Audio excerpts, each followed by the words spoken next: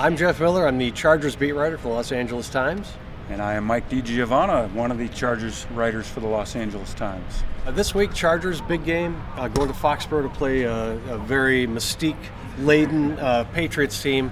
What do you think about that, and do you think the Chargers are concerned about any of that stuff? From what we heard today, they're not concerned about so much the mystique as just playing a pretty good Patriots team. You know, we've heard a lot this year that this Patriots team is not as good as some of their past teams, but that's all relative because they've had some really dominant, they've won 5 Super Bowls in the last 18 years or so.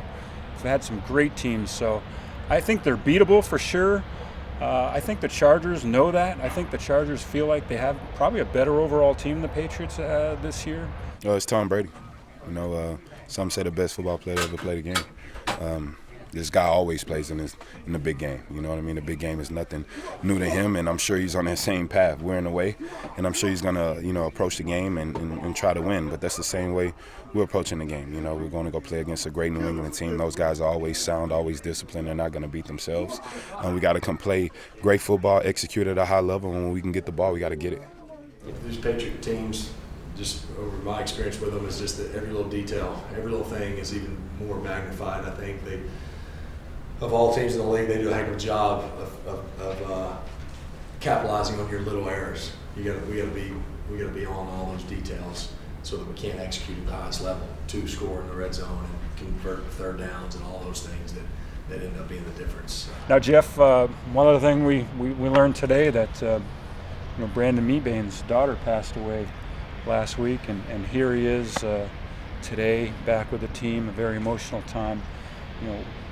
Can having a guy like that be an emotional lift, be at all a factor in a game like this? It certainly can't hurt. It's a really sad story. We all know that, and it's a very unfortunate thing that Brandon's gone through. But I think it's probably one of those situations for him where this will give him a chance to get back to work, and he can get his mind on something else that isn't quite as heavy.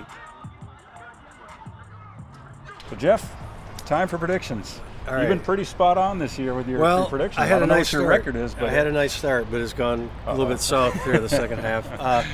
I was completely wrong in the Ravens prediction. I thought the Ravens would win that game. I thought it'd be a close, low-scoring game.